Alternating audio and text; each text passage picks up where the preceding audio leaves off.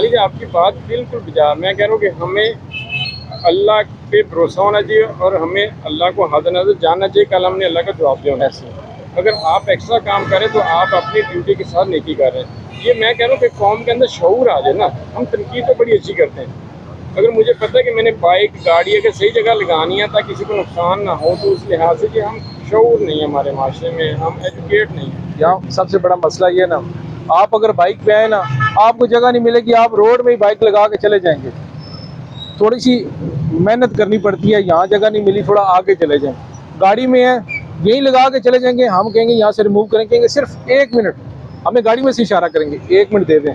وہ 1 منٹ نہیں پھر 10-15 منٹ لگاتے ہیں, پیچھے پرابلم بن جاتی ہے. بھائی وہی میں نے عرض کیا نا کہ معاملے میں ہمیں ایجوکیٹ کرنے کے لیے ضرورت ہے. ہمیں اسکول کالج میں ہمیں اپنے پیرنٹس کو, جو بندہ جس چیز پہ ہے اسے چاہیے کہ وہ اپنا کردار ادا کرے, پھر جا کے یہ معاملہ ٹھیک ہوگا. ادروائز نہیں.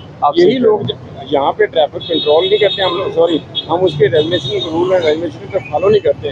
یہی لوگ جب یورپ جاتے ہیں, اسلام آباد جاتے ہیں, وہاں یہ سیدھے ہو جاتے ہیں.